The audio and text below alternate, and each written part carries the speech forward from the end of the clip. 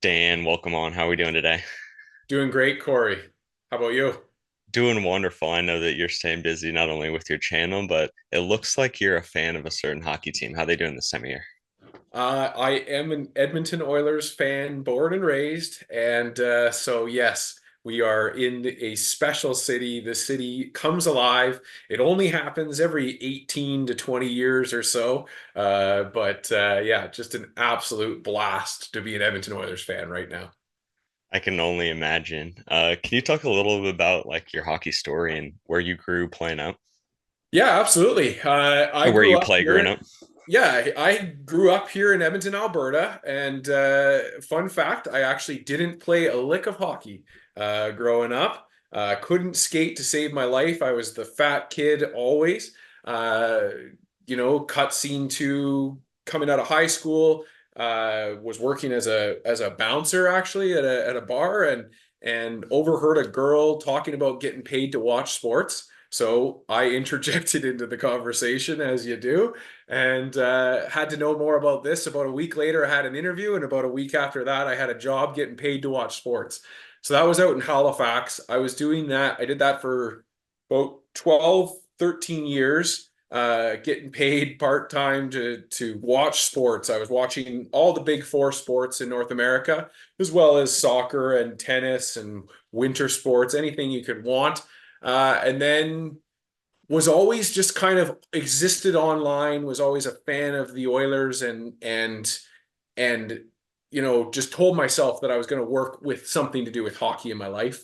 And there's this company called Oilers Nation that started existence in 2007, and it's been kind of just in my ethos online ever since. And so when I moved back to Edmonton in 2016, I started bugging the guys here at Oilers Nation to give me a job.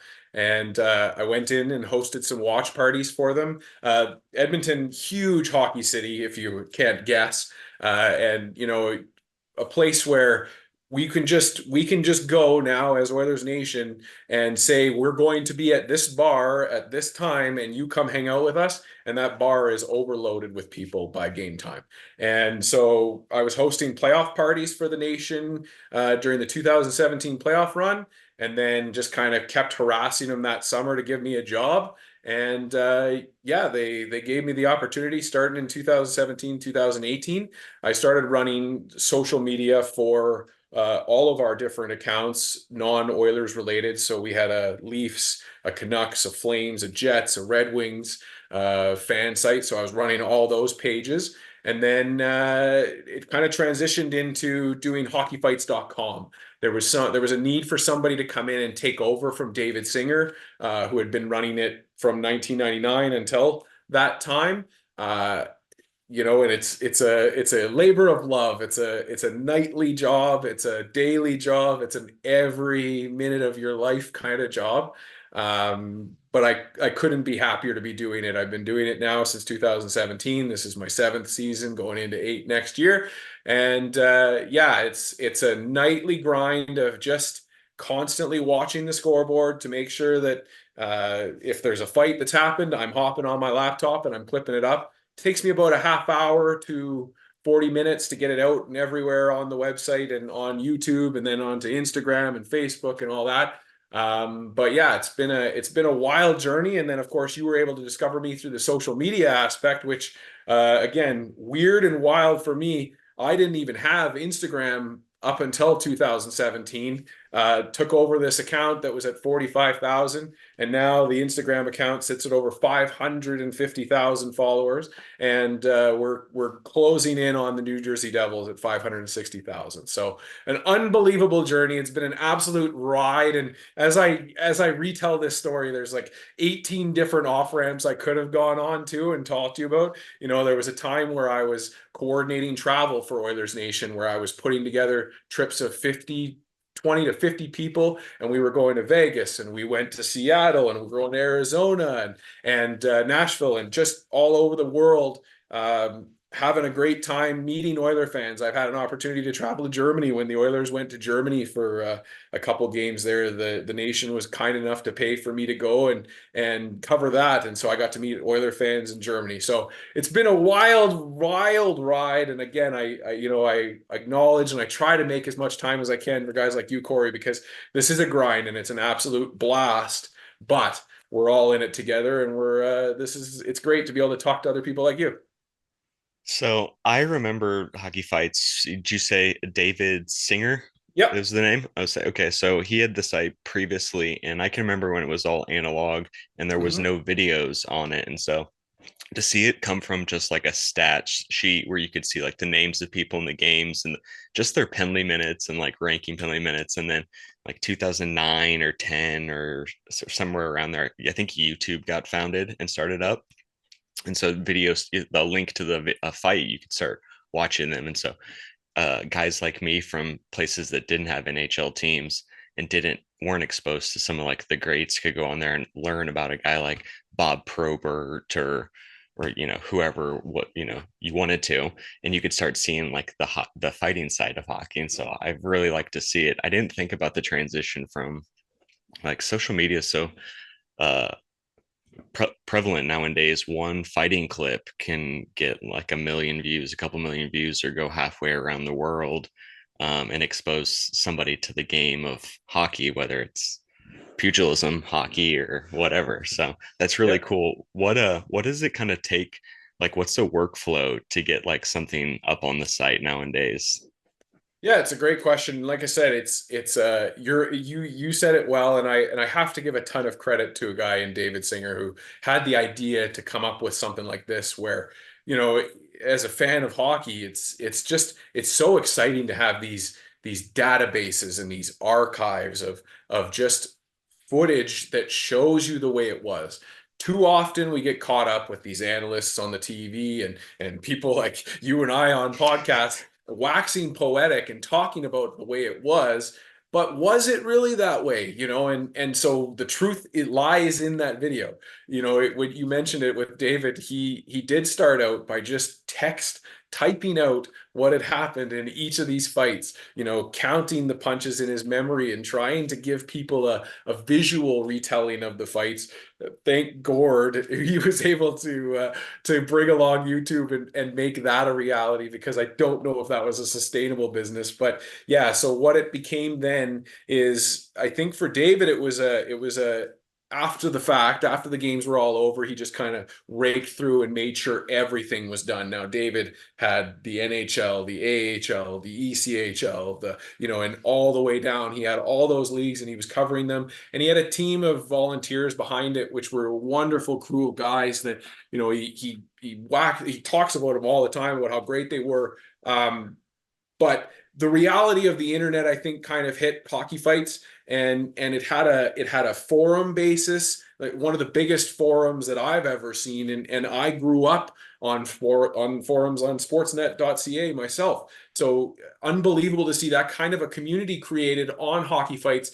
But with the internet and the cost of everything, those communities just kind of are waning away, and they've shifted more into the social media realm. And then that's where I've just been able to kind of excel with it. But your original question was about my workflow. What it is when a fight happens, I'm not watching all the games. I'm one human being crazy enough. I can't watch all the games, and I'm married and have three stepchildren. So life goes on. But I'm constantly rolling through my two phones, and I'm checking the box scores as soon as I see a fight come up.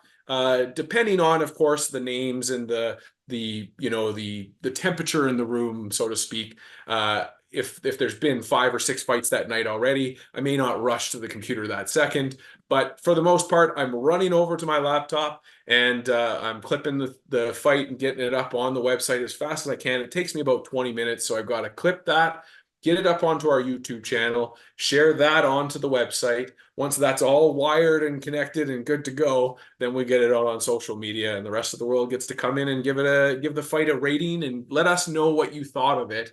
And then again, like you said, being able to spread that around to the rest of the world, and that's why it's a constant grind for me, is because people are just they want to see that fight the minute that it happened, and they're so excited to see, the newest Matt Rempe fight. Oh, I want to see the Ryan Reeves go. Like it's we are a very hungry fan base, and we want that now. And so I'm happy to be able to fill that for people. I can just like imagine David sitting at the computer like Stephen King writing a hockey fight like a smut book, like, and then he grabbed the back of the jersey. Well, hey, if you want to, you can go back and actually look at some of the older fights. We've gone back and we've pulled up his write-ups, and they are just there on the page, even if there is the video. Because to me, yeah, some of those retellings are a little, erotica fan fiction style, but it is just, you try to be as descriptive as you can, because the reality is so much of that video is lost to the annals of history.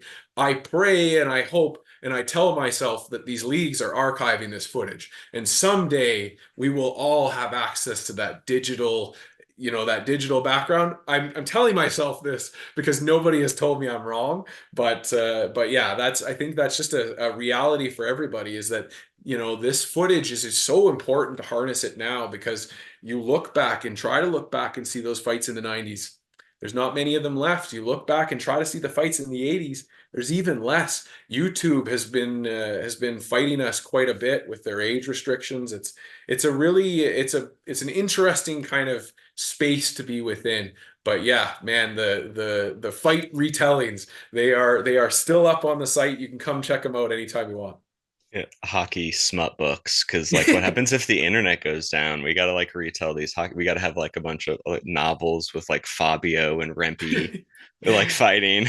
I'm gonna have Fabio, to bring in a whole new volunteer army, there you go. Well, with AI nowadays and digital right? publishing, maybe you can Yeah. just like get AI to write some and Right? publish some books. Hockey fights encyclopedia would be cool too, because you're right, like so much of what you guys do is a conservation of history, and I didn't even think about that, but yeah, you're saving like what's going on, praying that these leagues and these players associations are going to keep this footage, knowing that from the NHL to the ECHL, anytime you post content, you're in violation of like losing your entire account on any of these social medias. And that's come a long way too. When I first jumped on YouTube in like 2009 and 10, I would put videos of me skating, listening to popular rap songs while I was skating, and I would upload that. Well, like in 2013, 14, they came up with the algorithm to detect any type of songs. And so, like, my channels got deleted. Well, you look at what social media is now, and it's all just like dancing to songs. Yep. And it's like they just adapted it. Now it's cool. I'm like, I lost like I had so much headache over it. And now that's where it is. Well, it's funny you say that, because I mean, when we're in this space, naturally we're going to have had things that we tried. And back in 2006, I was learning my video chops back then, and I was just one of my coworkers and I just happened to be watching these videos 2 days ago. That's why it's in my memory. But I had a YouTube channel where I clipped every single goal the Oilers scored in the first 3 rounds of that 2006 playoff run, and I got to experience that channel has got to experience every level of copyright strike you could imagine, because I was raised on the Don Cherry Rock'em Sock'em. You put some music over top of the highlights, and we make a compilation out of it. And so the NHL came after me, the music rights came after me, and then the music rights wanted to plug their YouTube music channel with my channel. It's like, hold on, you guys were coming after me before. Now you want to play along, and the NHL owns the rights to those videos on top of it. So it's a weird world, but that is the digital media landscape that we are in. Have you seen the movie Big Daddy with Adam Sandler? Yes, So there's like a couple hockey scenes in that movie that was like a huge headache for Adam Sandler. One of them is he wanted to wear a Brian Leach jersey in the movie, like a Rangers right. jersey, and the Players Association or whatever, they couldn't come to it, so he just like removed a couple letters from the name, and so it's like Lee now Oh, or okay. something. Yeah, And the other one is they play a couple clips of a real hockey game, like a Tampa Bay Lightning, New York Rangers game, and they were like really selective with the shots that they chose. They're so right. fast that you can't see any logos or anything. And I was always so interested, like, if Adam Sandler can't get that done for like the biggest movie, Big Daddy, like I've got no chance with my 100 followers. We're in a tough spot, us little guys. Yeah. You touched a little on like those videos getting removed. Is that something like that you still have to deal with, every single day, fear of your channel getting shut down? Uh, you know what? I don't necessarily fear the channel will be shut down. It is a work channel, so at the end of the day, if it happens, it happens. But I do try to protect it because again, I have that responsibility that I give myself as the tender of these hockey fight footage to yeah, really fight back against some of these age restrictions, and really specifically the age restriction I find frustrating is because every single time I upload a video, and anybody that uploads YouTube videos knows this, they ask you, is this video made for children? And from the moment I have started clipping these videos and was taught to do this, that was the first checkbox David taught me to check was no, because of course hockey fights aren't made for kids. This is archival footage of an actual bit of combat that happens in a sanctioned event, and it's all good and clean except for the fact that it's not made for kids. And so we acknowledge that. And now they're kind of just turned around and they've seen that their page views are down because of websites like ours where we pull you away from youtube.com. You come to hockeyfights.com to see our archive and see our rankings and see our fights. Those get to port you into YouTube, but YouTube doesn't have your full attention. They want your full attention. I understand that. I respect that. I think there should be a conversation between channel creators. There just isn't.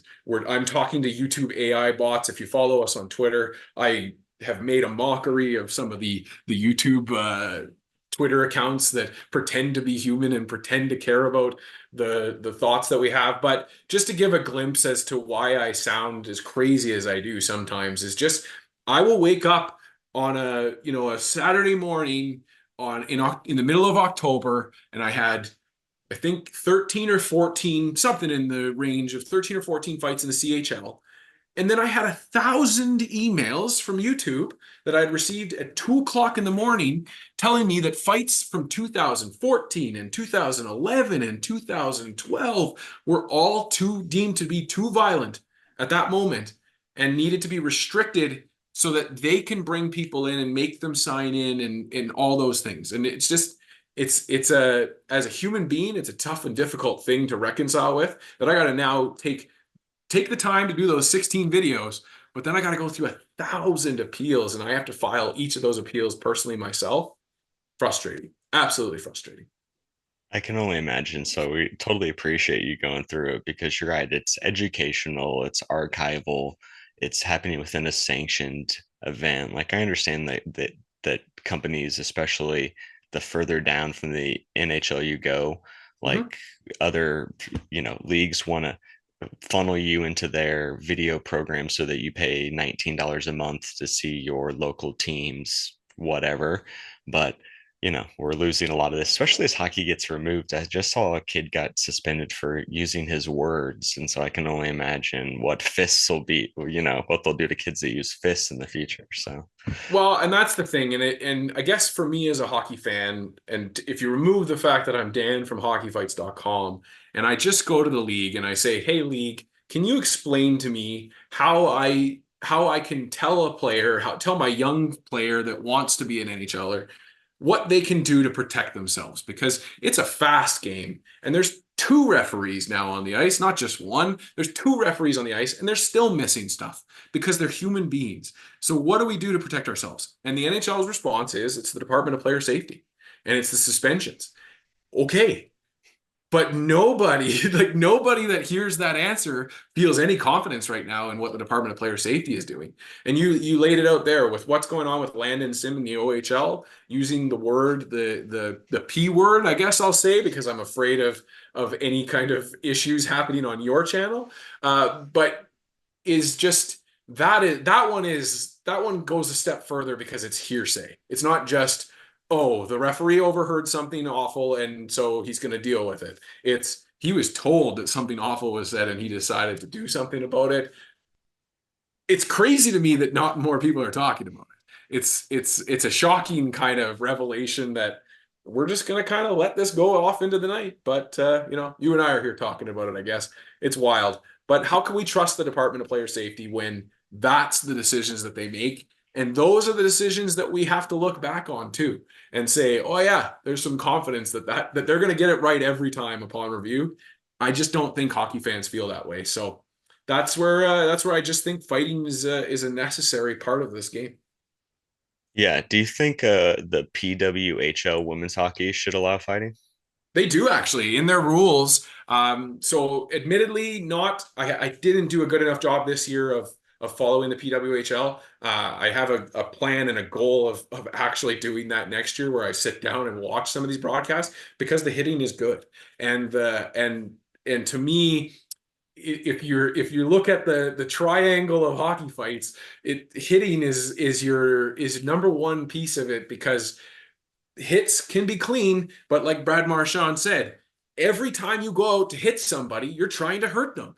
And that can be frustrating and that can be upsetting. And that's where the hockey fight comes into it beyond that. But yeah, I think I'm pretty sure, don't quote me on it directly, just because, again, I'm not a PWHL expert, but I'm pretty sure they have the ability to have fights. We added a new member to the team this year, Delaney, who covers our CHL for us and our SPHL and ECHL offerings.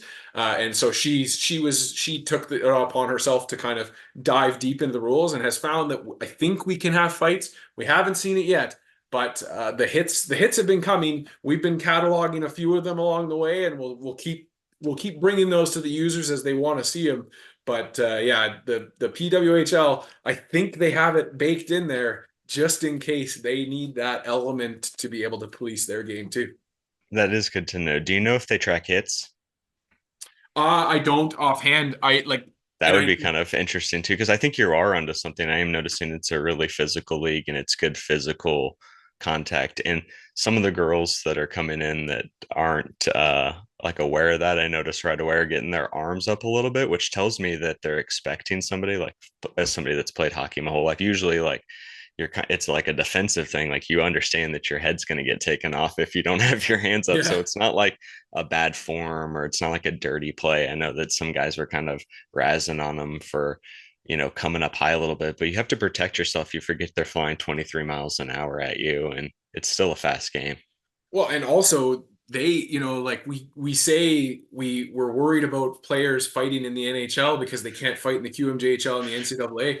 Well, the women come up not hitting Never. each other the Yeah. entire time, and now we're expecting them to just figure it out on the fly. Like you saw, Mark Mathot was doing a clinic with a couple of the PWHL teams. Like that's exactly what we need, and it's going to take some time. That league has to build up some character. It has to build up some rivalry, and once you get hit by the same girl 7 and 8 times in the 10 games that you've had in 2 seasons, you're going to have enough of it. And then you're going to see some fighting come into it. We have the ability to clip it. We're ready to go PWHL when you want to do it. So yeah, no, I think it's a necessity of the game. I just think that the PWHL is a perfect example of something where we'll see it grow. We're going to see that animosity and that hate kind of build up in the league. Hell yeah. I'm a fan of it. I didn't like the jerseys and the branding this year. I thought that hurt them, but I mean, everybody I ask about that, I can't get like a good answer, but I get it. Whatever. Hey, Um, you're building momentum, I think, for the league, and then they're just going to continue to build the momentum. And nobody will be talking about the fact that they played that season without logos once we all have that character and that story built off of those. have you had a chance to see that pillow fighting league that they have? Oh, I'll tell you, runninghockeyfights.com.